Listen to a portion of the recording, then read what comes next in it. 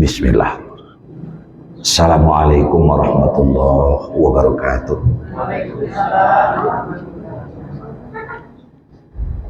Innal hamdalillah wa syukru lillah. Wassalatu wassalamu ala Rasulillah wa ala alihi wa sahbihi wa mawalah, amma ba'd. A'udzu billahi minasyaitonir rajim. Bismillahirrahmanirrahim. Wal 'asri innal insana lafi khusr illal ladzina amanu wa 'amilus shalihat wa tawassaw bil haqq wa tawassaw bis sabr. Sadaqallahul azim. Bapak Ibu jamaah sekalian yang dirahmati oleh Allah Subhanahu wa taala, segala puji dan syukur sama kita aturkan kehadirat Allah Subhanahu wa taala. Malam kini kita diberikan rahmat oleh Allah. Pertama adalah rahmat diringankan kaki untuk melangkah ke masjid. Kemudian yang kedua, rahmat bersepakat untuk bertakziah setelah Isya. Kalau seandainya ada pertanyaan, apakah amal yang paling afdol? Itu banyak. Di antaranya adalah bertakziah. Itu pahalanya sangat besar. Kenapa bertakziah pahalanya besar? Karena bertakziah itu sudah bisa dipastikan mengingatkan kita kepada mati pula. Oleh karena itu, orang-orang Islam yang gemar bertakziah itu dekat kepada Allah. Dengan ikhlas, dengan jujur. Ikhlas, jujur itu akan membawa kita kepada ingat bahwa pada akhirnya kita juga akan ditakziahi. Itu kami berharap setelah kita selesai sholat Isya, kita berzikir, kita sholat sunat, kemudian kita tidak pulang dulu, tapi kita adalah bertakziah bersama-sama dengan saya. Kemudian selawat beriring salam kita mohonkan kepada Allah Subhanahu wa taala untuk selalu dilimpahkan kepada Nabi kita Muhammad sallallahu alaihi wasallam. Allahumma shalli ala Muhammad wa ala alihi wa sahbihi ajma'in. Kita masih berada pada awal-awal bulan Muharram. Kalau sudah dibilang Muharram, itu yang teringat adalah tahun baru Islam. Tahun baru Islam, bulan-bulannya itu Muharram, Safar, akhirnya nanti sampai Zulhijjah, sebanyak 2 balik. Apabila kita mengkaji tahun Islam, itu ada 2 nama yang tidak bisa terpisah dari kajian itu, yaitu Ansor dan Muhajirin. Kenapa? Karena tahun Islam yang disebut dengan tahun Hijriyah itu kan terambil dari peristiwa hijrah, yaitu perpindahan Nabi dari Makkah ke Madinah. Di mana periode Nabi itu kalau keseluruhannya kurang lebih 22 tahun. Dari yang 22 tahun itu awak balah menjadi 2, separuh Nabi di Makkah, separuh Nabi di Madinah. Di Makkah kurang lebih 3 balik tahun, sementara lebihnya 9 tahun lebih seketek berada di Madinah. Periode Makkah disebut dengan Makkiyah, periode Madinah disebut dengan Madaniyah.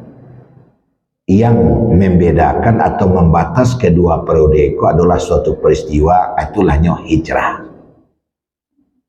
Nah Bapak Ibu sekalian, dalam Al-Quran surat Taubah ayat 100 itu disebut was-sabiqunal awwaluna minal muhajirin wal ansar walladzina taba'uhum bi ihsan. Orang-orang yang pertama memperkenankan seruan Islam itu bahasa awaknya orang yang awal-awal masuk Islam atau awal-awal mengucapkan 2 kalimat syahadat. baik dari Ansor maupun dari Muhajirin, dan orang-orang yang mengikuti Ansor dan Muhajirin itu masuk awal itu. Radhiyallahu anhum wa radu'an. Allah redha kepada mereka dan mereka juga redha kepada Allah. Wa'adda lahum jannat. Allah menyediakan untuk mereka surga. Tajri tahtahal anhar, yang mengalir di bawahnya sungai. Dzalikal fauzul azim. Itu adalah merupakan ganjaran yang besar. Apa yang menjadi kajian atau menjadi pembahasan di sini Bapak Ibu sekalian? Ajaran Islam itu ajaran yang sangat komplit. Di situ disebutkan minal muhajirin wal ansor, muhajirin dan ansor. Sia muhajirin orang yang pindah bersama-sama jok Nabi dari Makkah ke Madinah. Wal ansor, siapa itu ansor? Yaitu umat Islam yang menunggu di Madinah. Walladzina taba'uhum bi'ahsan, dan orang yang mengikuti kedua-duanya. Itu masuk awal aspek ini itu. Masuk jamaah Masjid Muhammad Nur. Masuk gitu. Bagaimana orang itu? Orang itu Allah istimewakan. Nah, Allah istimewakan. Nah, sebelum kita menyambut keistimewaannya, kita mengkaji dulu. Kalaulah seandainya tidak ada istilah Ansor Muhajirin, tentu tidak ada hijrah. Kalau tidak ada hijrah, belum tentu apa-apa ibu dan kita kesadualannya Islam seperti ini. Nah, barangkali bantu awak tu. Sebab momentum berkembangnya Islam ke seluruh dunia itu tidak bisa dilapihkan dari hijrah. Tidak bisa dilapihkan dari hijrah. Hijrah itu dilakukan oleh Nabi atas perintah Allah karena sangat kritis. Tidak ada lenan dilakukan, tidak ada lenan kapabuet untuk melanjutkan Islam kecuali harus hijrah. Bahkan ahli sejarah menyebut, kalaulah hijrah tidak terjadi, memang kita tidak mendahului Allah, Nabi bisa stop, Nabi bisa mati. Karena itu adalah titik kemarahan orang-orang Makkah. Cobalah Bapak Ibu bayangkan, lebih dari 30 orang pemuda-pemuda kuat dengan pisau pedang di tangannya mengepung rumah Nabi dengan satu tujuan. Apa itu? Membunuh Nabi. Kenapa ini mereka lakukan? Berbagai macam cara nalah nyupabue untuk menyetop Nabi berdakwah. Nabi berdakwah lajok kareh, lajok lunak, dari atas, dari bawah, dari kiri, dari kanan, utara, selatan, barat, timur, berbagai macam, tapi tidak aja terhalang. Aku tidak bisa ada banyak. Satu-satunya jalan Muhammad ini harus dibunuh ini. Nah, Allah menggambarkan makaru wa makarullah wallahu khairul makirin. Mereka membuat rencana, Allah juga ada rencana. Rencana Allah jauh di atas. Muhammad, malam ini kau harus pindah, dan tempat yang dituju adalah Madinah. Kalau kau tak pindah, berbahaya. Gitu. Serupa itulah kira-kira. Mereka membuat rencana, mereka beranggapan Muhammad tidak tahu, padahal Muhammad sudah diberitahu oleh Allah Subhanahu wa taala. Pindahlah ke Madinah. Nah, orang-orang yang mengikuti Nabi itu dia muhajirin. Tanya tuh apa ada ibu sekalian? Di waktu Nabi masih berada di Makkah, cie 2-3 orang Madinah lah kenal dengan Nabi. Bahkan sudah mengucapkan 2 kalimat syahadat. Maka di antara mereka itu sudah ada yang rindu kalau satu saat ini pemuda yang bernama Muhammad pindah ke Madinah. Sudah dirindukan. Kenapa? Karena memang sampai kini Madinah itu orangnya elok, orangnya lembut, negerinya itu adem. Itu yang sudah pernah menunaikan haji, yang sudah pernah berumrah, pernah ke Mekah, pernah Madinah, itu bisa membedakan. Ba'araso di Madinah, ba'araso di Mekah. Madinah itu tenang, adem, Mekah itu kasar. Nah, seperti itu. Sehingga ketika Nabi kita sampai di Madinah, itu sudah ada yang menyambut, itulah dia Ansor. Mereka sudah mengucapkan dua kalimat syahadat di Makkah dan dengan sahabat Nabi yang sudah lebih dulu sampai ke Madinah. Nah, terjadilah waktu itu pembauran antara Ansor dan Muhajirin. Nah, Bapak Ibu sekalian, dengan telah berkumpulnya orang dan datang je orang dan menunggu, terjadilah sebuah kekuatan. Bersatu nanti bojo dan menunggu. Ambo mau selidiki dan mau telusuri apa Ibu. Kadang-kadang bantuan tidak bisa wak mailak dari hal yang demikian. Bukankah kita dimanapun hidup terdiri dari pendatang dan pribumi?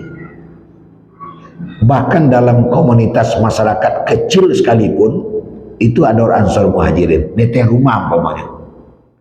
Kalau awak di Sumatera Barat, Minangkabau, itu suami Muhajirin, istri Ansor. Sebab dewa laki-laki yang datang. Kalau bersatu Ansor dan Muhajirin, elok negari. Termasuk lawak tinggal tanah hitam. Kalau ambo sedang mengaji, kau Ansor mau Muhajirin kah? Muhajirin malah ambo, orang sangka. Muhajirin bang. Apa yang duduk aku merasa mungkin banyak yang muhajirin bang. Yang asal kampungnya tidak di Padang Panjang. Betul Bu ya? Pak Haji Jun enggak muhajirin bang. Ini Ustadz kita muhajirin juga ini. Tapi ada yang Ansor, pribumi. Selagi di dalam komunitas masyarakat nan diungki itu adalah pribumi pendatang, maka selama itu masih tetap diungkit, pada kalau satu loh. Idui kapaya resaki kasuli tiu ari batangka bacaka kepanjangan. Tapi selagi itu dikubur dalam-dalam, mari kita melangkah kepada senasib seperjuangan bersatu jadi.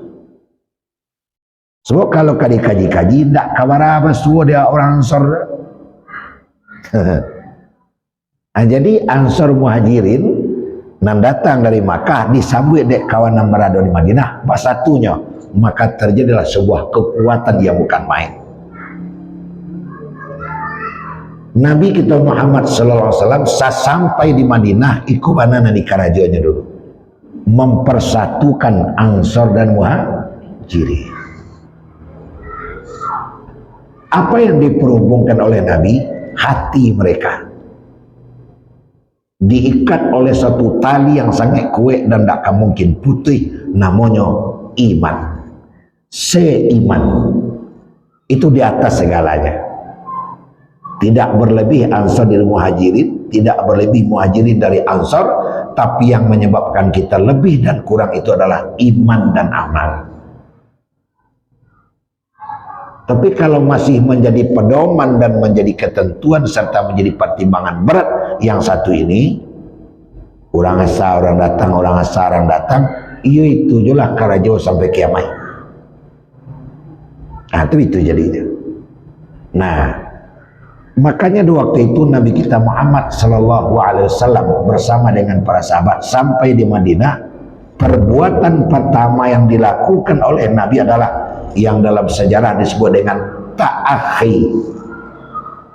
Ta'akhi bahasa Arabnya, bahasa awaknya mempersaudarakan Ansor dan Muhajirin. Awak kan mangkonyo heboh tiu hari bakaja-kaja tiu anan siang, bacakak malam bagi dua pagi-pagi. Karena tidak ada tali ukhuwah. Itu yang menyebabkan. Tapi kenapa ada beberapa orang yang sangat akrab? Kadang tidak berkataun, tidak sakampung, tidak sebagai, tidak batali darah, tapi sangat akrab. Dalam falsafah kehidupan disebut dengan salapia sekatiduran. Kadang sagaleh sepiriang. Selapia sekatiduran itu makasihnya kan sama lalu sama jago. Kadang ayah sagaleh dia bagi dua, nasi sepiriang dia bagi dua. Apa yang sudah terbangun di antara mereka? Ukhuwah. Kadang penyebabnya sama sekolah, kadang penyebabnya sama rakyat-rakyat kadai, kadang penyebabnya tiap bulan sama-sama ke Jakarta. Tapi terjalin ukhuwah yang sangat dalam, melebihi segalanya. Ambo ke pulang kampung, kalian rumah teh, tolong paci kunci ambo, picayu. Kadang malah menitip anak. Nih ambo ketika pasar, tolong kalian anak teh, percaya dia. Iyo kapai ke Padang bisu ayo, deh tak tolong titip samban untuk anak teh, percaya. Tidak ada terbayang dalam kepala kabataru atah kamanci. Kenapa itu tidak ada? Ukhuwah itu sudah terbangun. Kalau ukhuwah tidak terbangun, yang menonjol kecurigaan, saling mempercayai tidak ada. Itulah kamu tuh. Pitarulah kunci ke rumah sebelah mak, dibuka rumah wajib. Nah ini, kalau dalam satu komunitas masyarakat sudah tercipta yang seperti ini, itu tidak ada batas ya Pak. Kadang dibawanya anak awak main-main, beli baju anaknya, dibeli baju untuk anak awak. Ibu ya, dibuat sambar sebelah, tiba sepiriang sebelah. Dibuatnya gulai, tiba setadah di sebelah. Makan, minum biasa. Apa yang bisa kita jadikan sebagai tolok ukur bahwa ukhuwah sudah terbangun? Murah saja Bu. Makin naiknya ke rumah awak, makin sana awak. Makin satunya makan nasi awak, makin sana awak. Bahkan kalau naik ke rumah awak, tidak tagih, ia tidak tagih makan, merasa barek lewat terasa. Deh sekali-sekali naik ke rumah, tidak tagih makan awak. Patut dipinjaman bare, dibuain sayur, dibuain sambal. Apa yang mendorong kita? Rasa ukhuwah. Nah, kalau seluruh kita di tanah hitam, di padang panjang tercipta yang seperti itu, pada kekuatan. Sedih di situ adalah sedih di sini. Itulah yang mendorong waktu. Sudah sapi manyangu awak beko. Itu yang mendorong kita. Di situ terjadi, di siku kan terjadi. Barasonya di situ, teraso di siku. Anan teraso di ibu, teraso di ambo. Anan teraso di ambo, iyo teraso lo di ibu. Kalau kita sudah berbagi rasa, itu lama negara itu. Nambedo indah apa perasaan. Nah, itu payah tuh. Nah, Nabi kita ini yang dibangun antara Ansor dengan Muhajirin. Orang-orang Muhajirin yang datang dari Makkah cuman membawa pakaian di badan saya. Kalau ada membawa perbekalan, tentu hanya buat sementara waktu. Sementara kawan-kawan yang berada di Madinah yang disebut dengan Ansor itu banyak nang kayu, baladam, batarana, manggale, segala macam. Apa acaranya beko? Nabi mempersaudarakan mereka, dibuat satu acara lalu dipasangkan. Ada 19 pasang, si A, si B, si A, si B, Muhajirin, Ansar, Muhajirin, Ansar, Muhajirin, Ansar. Itu dilakukan oleh Nabi pertama kali di masjid yang oleh Nabi didirikan pertama kali sesampai di Madinah.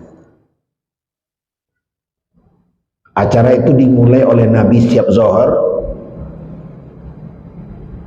si A dengan si B, si C dengan si D.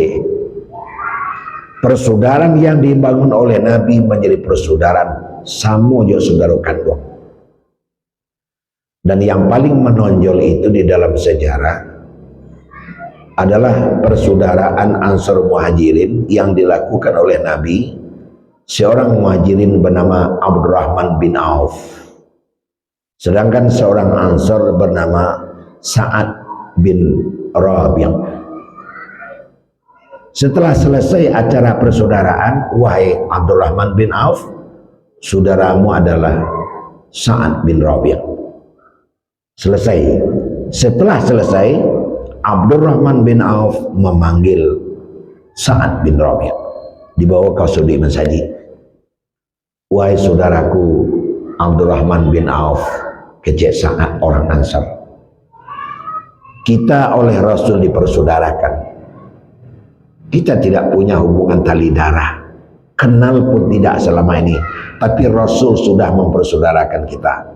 Mulai dari kini, wahai Abdurrahman,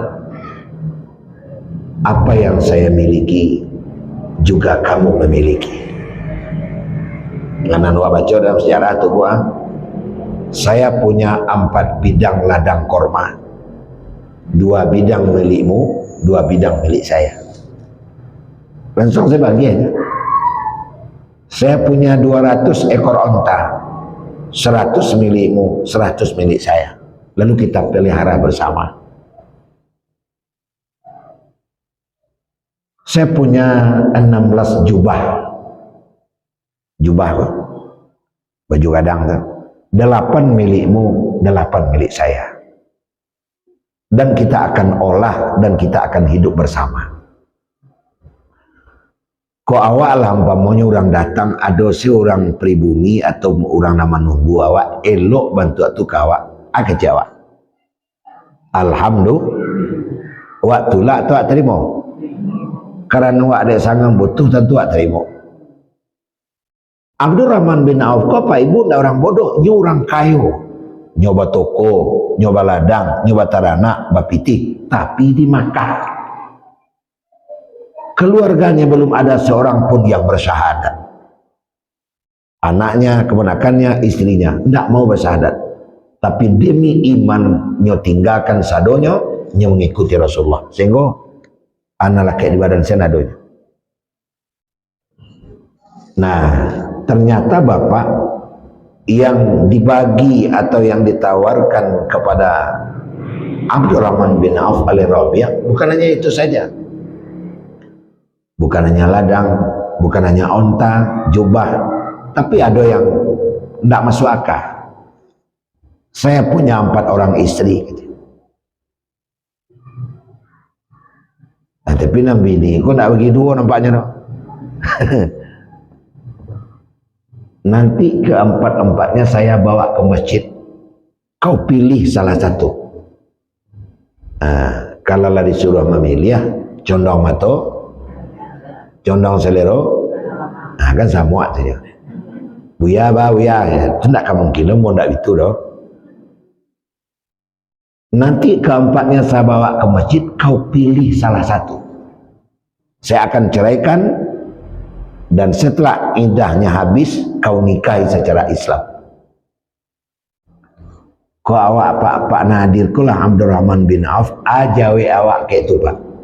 Kira-kira awak bohong ke diri awak Abdurrahman, awak nak ada punya Allah juga. Dia gia ladang, dia gia unta, dia gia baju, orang rumah ya lo, ajawe awak kira-kira.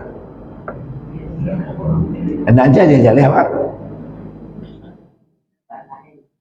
Alhamdulillah, indah ada kawan yang selok korong gitu ya Pak. Biya semua adanya.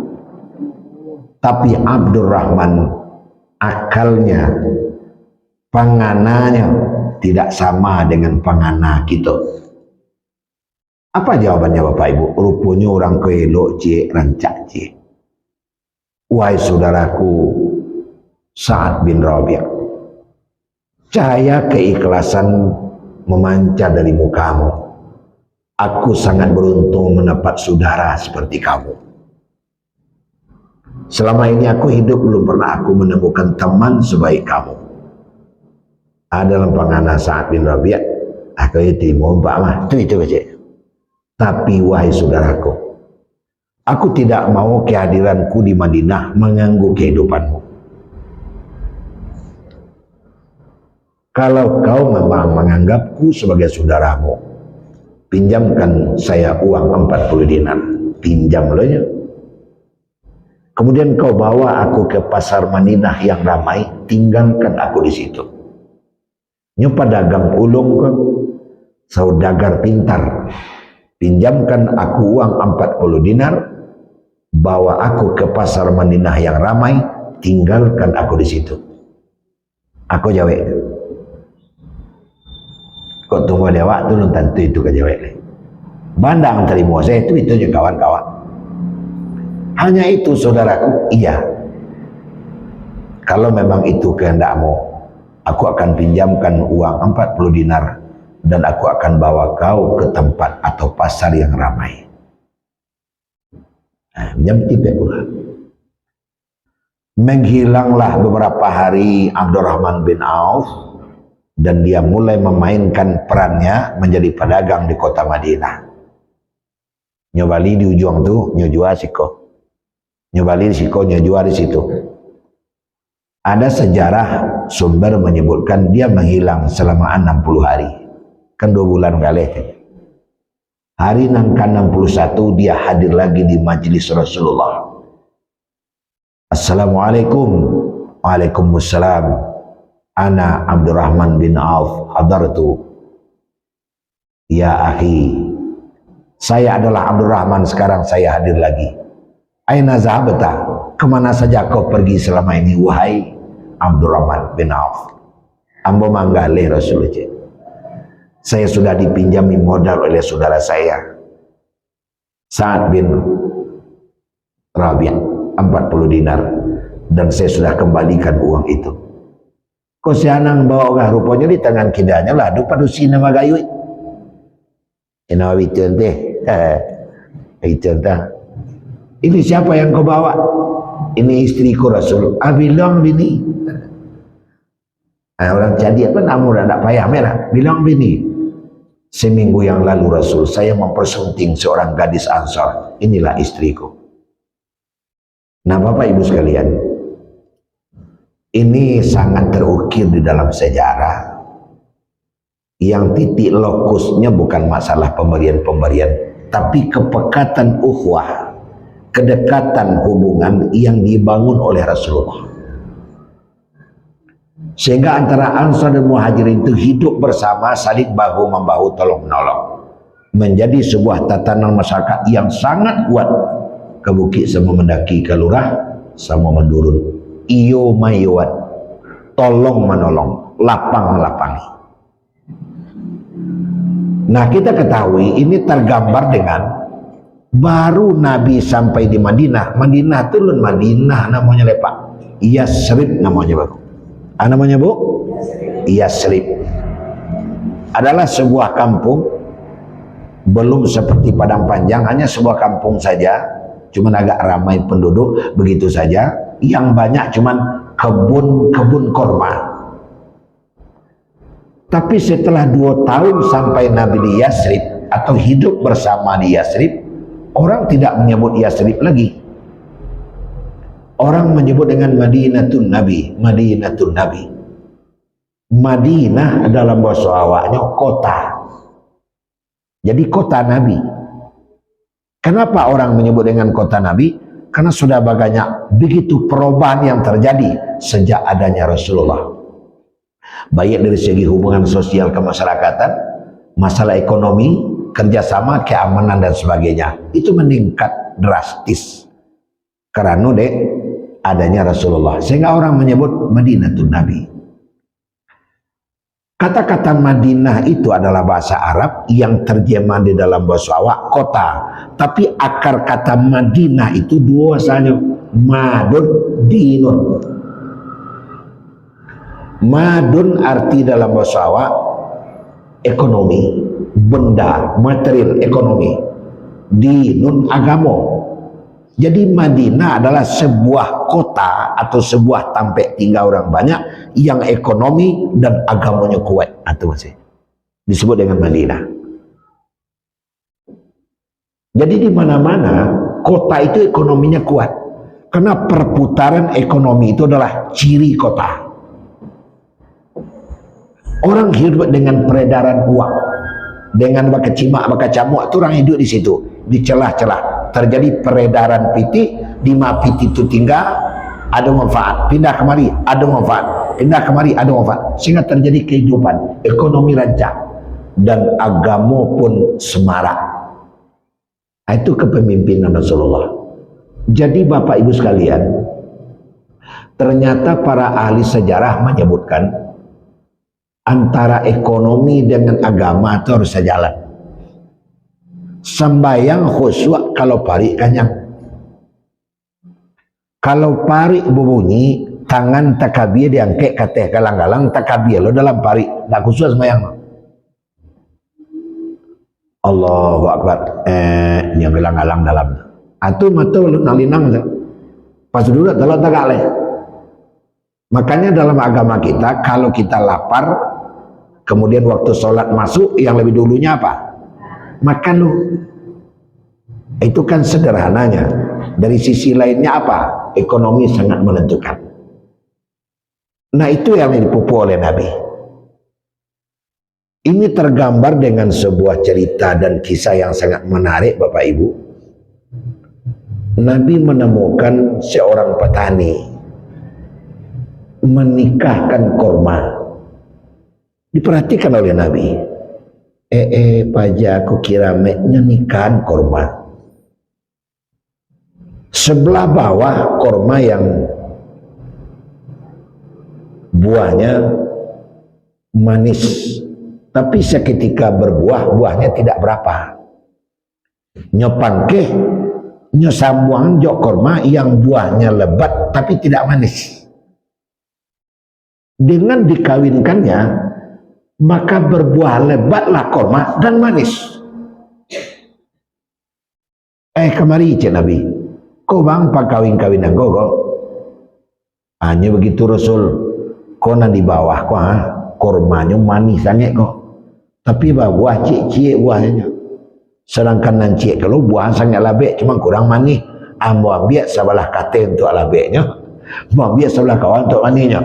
Di pertemuan sehingga batangnya yang mengambil makanan dari tanah maupun rasa manis itu ke buah, sehingga buah labek menjadi manis. Keluarlah ungkapan dari Rasul, antum a'lamu bi umurid dunyakum.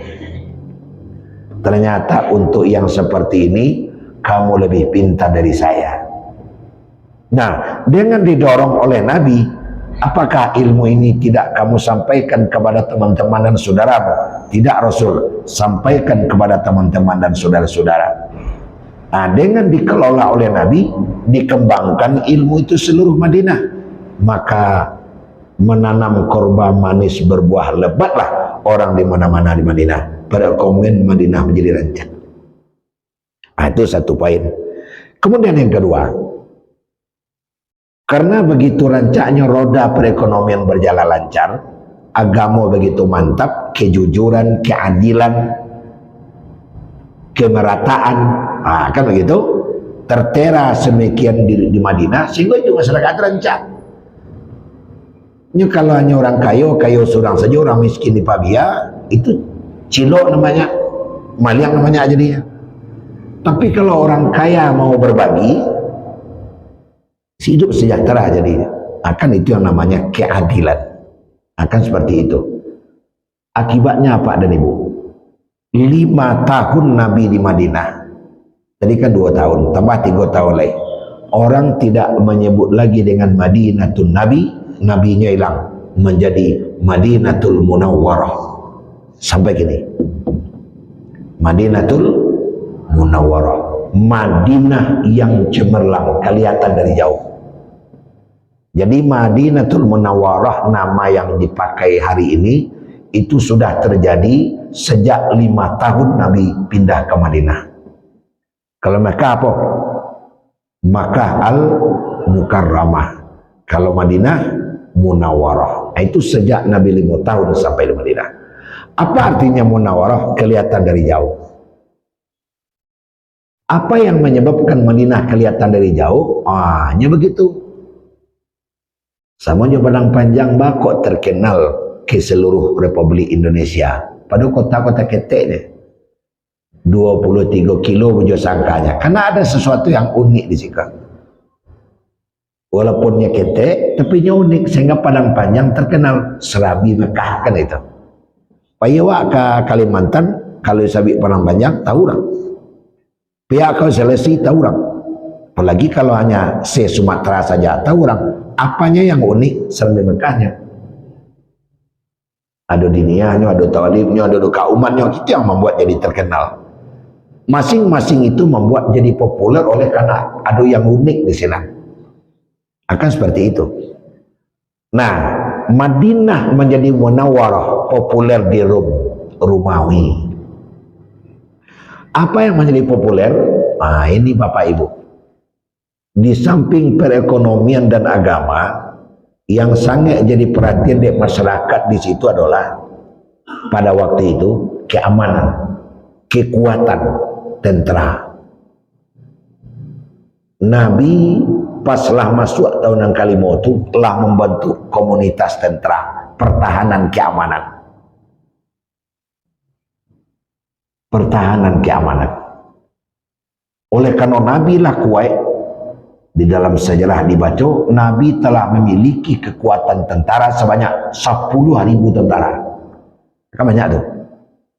Sehingga kuat Nabi itu. Akhirnya Nabi membuat surat. Aku terkenal nanawa danga dalam sejarah surat Nabi ke Raja Rum, Heraklius namanya. Isi surat itu tentang apa?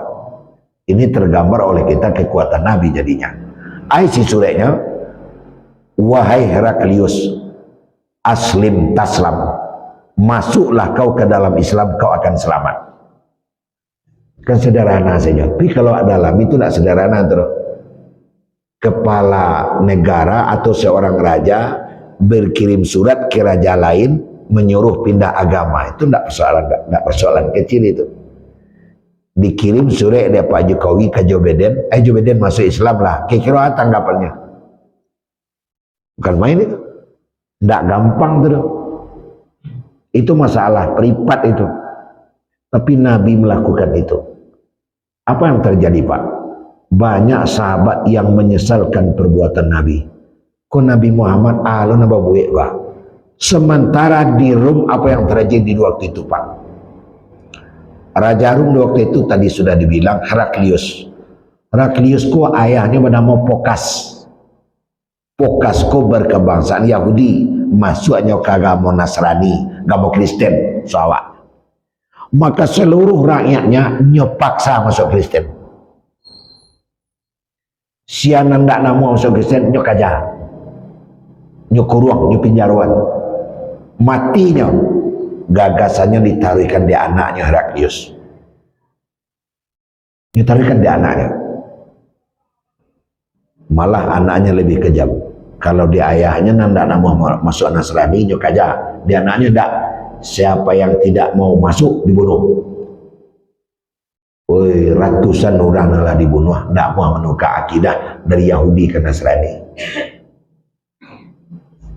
Sedang berlangsung kekejaman yang seperti itu, Nabi Muhammad berkirim surat ke Heraklius. Abang Nuri apa? Kan wajar saja para sahabat beramalan. Kok Nabi kirim surat jadi penyakit wajah. Salah cik kalimat saya mengecek di muka Heraklius, ndak nama masuk ke Kristen nyo bunuh. Akhirnya nyo nak bersuruh masuk Islam. Saya yakin kecek para sahabat, ini Heraklius pasti membalas surat Nabi dengan bala tentara. Itu ramalan para sahabat, dan ramalan itu tidak salah melihat situasi yang ada. Tapi apa yang terjadi Pak? nampaknya nan jadi pangana dek sahabat ndak sama nan jadi pangana dek Nabi. Nabi sudah berpikir di balik itu. Nabi seorang politikus ulung. Ketika surat itu sampai di Heraklius, Tuan ada surat dari siapa? Dari Muhammad. Tolong bacakan suratnya di muka saya, dibacakan. Tuan, isi surat ini menyuruh Tuan masuk Islam, agamanya Nabi Muhammad. Kalau Tuan tidak mau masuk, Tuan akan celaka. Menggigi Heraklius kok.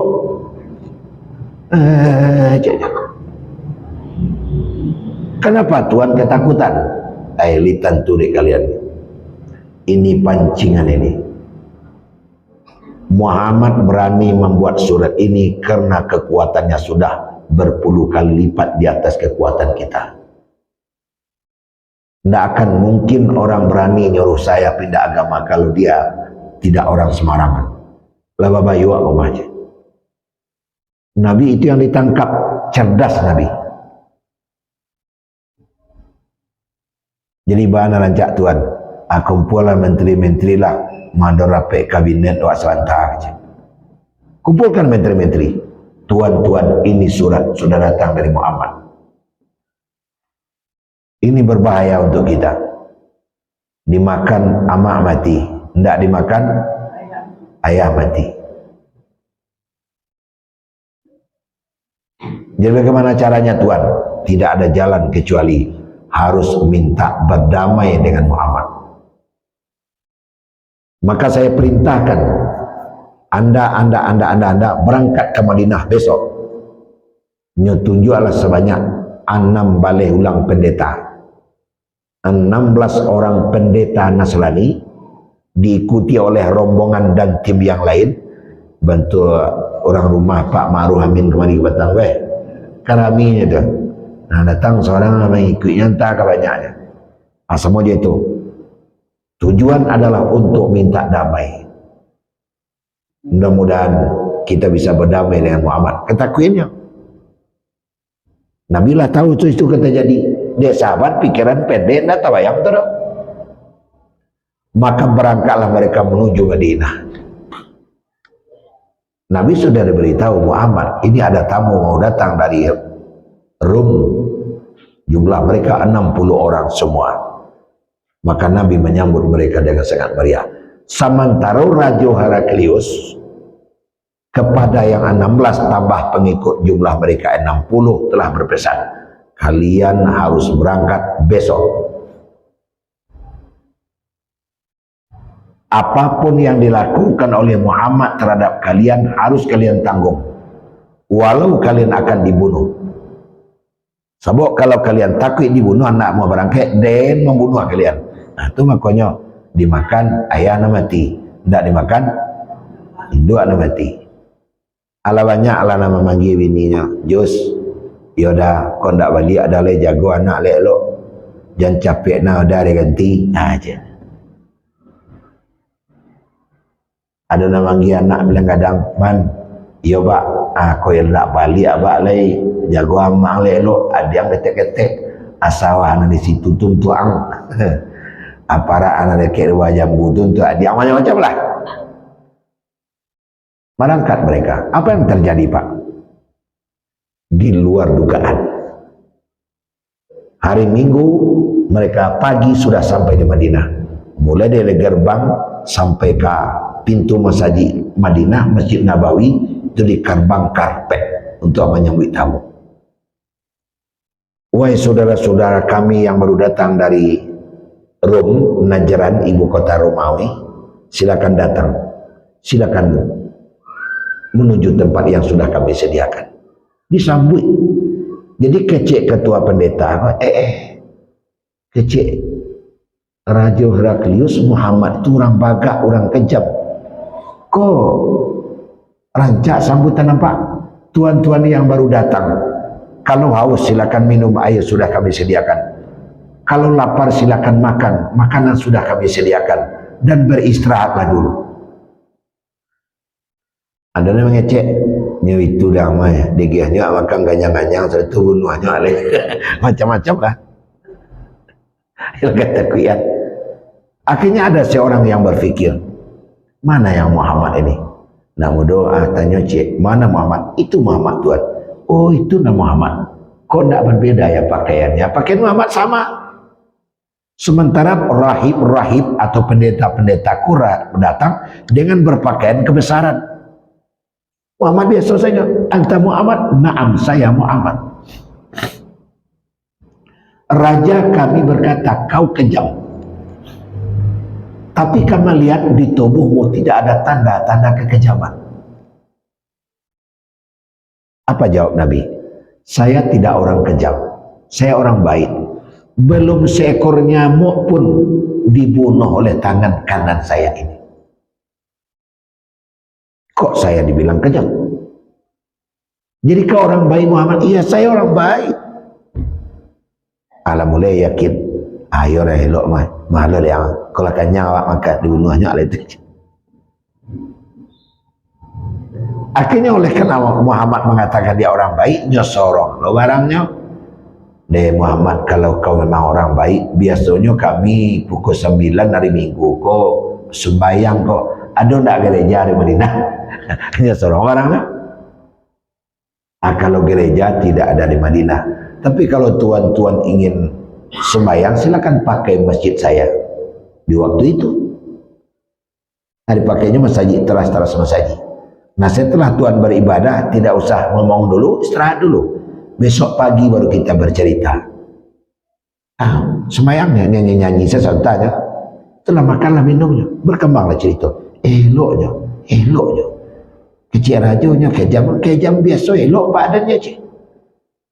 Nah besok pagi setelah mereka selesai sarapan segala macam, datang Muhammad. Tuan-tuan sudah mandi, sudah makan, sudah minum, sudah istirahat, sudah. Nah mari kita ke sebelah, kita akan bercerita di situ. Pindah ke sebelah. Wahai saudara-saudaraku dari Rum, tentu ada yang ingin ditanyakan, tentu ada maksud dan tujuan. Silakan sampai, mungkin bisa saya membantu. Disitulah Pak. Bertanya lahnya.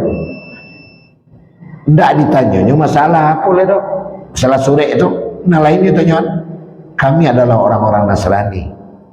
Di dalam agama kami ada dua yang tidak boleh dipertanyakan. Sekarang kau Rasul, mungkin kau bisa menjawab. Silakan, kalau aku bisa jawab saya jawab. Kalau tidak saya tangguhkan. Bagaimana menurut pendapatmu wahai Muhammad tentang kelahiran Maryam dan Isa? Kami tidak boleh bertanya itu. Onde takana dan Nabi. Balal kau menjawab kalau Nabi tidak pernah beraja. Nabi tidak sarjana S1 S2 begitu. Tapi datanglah wahyu.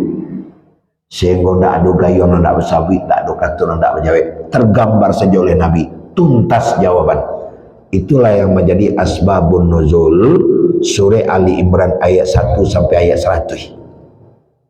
Surah Ali Imran. Makanya surah Ali Imran itu bercerita tentang Maryam dan Isa. Tuntas. Alhasil apa Pak? Hampir 40 orang masuk Islam semua mereka. Tinggal 20 saja. Nambah kah? Tinggal 20 saja nambah ke Karum. Nah, bertambah harumlah nama Nabi. Bertambah munawwarah lah Madinah. Sehingga 20 orang kau balik ke Rumawi. Bodoh kalian. Iyo kami nak bodoh yang kau kali balik kami lihatnya je. Iyo nalain bodoh. Tapi dek kalian adonya. Kalian saya nari lagi je. Jadi artinya apa? Nang kau ambil yakinnya Pak dan Ibu. Asalkan kita menjalankan yang benar. Tidak usah takut. Lamu jelambek pasti menang. Cuman pasti awak mendapat tantangan dan rintangan, maka bersabar dan tabahlah awak. Awak akan sampai kepada hal yang demikian. Itu pertama. Yang kedua, kalau apa ibu awak tagak dengan bana, tidak usah ragu. Allah pasti bersama awak. Anak ketiga, jagolah selalu ukhuwah dan persatuan. Sebab dengan ukhuwah dan persatuan, tidak ada barik dan tidak bisa dipikul, tidak ada ringan dan tidak bisa dijinjak. Buki wadaki lurah wa turuni. Asa basamosa, basamu-samu. Itulah Pak dan Ibu.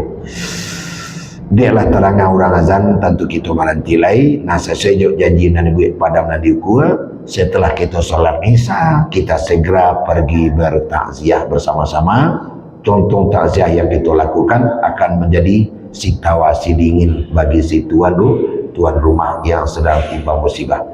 Demikian, banyak maaf dan akhirul kalam. Assalamualaikum warahmatullahi wabarakatuh.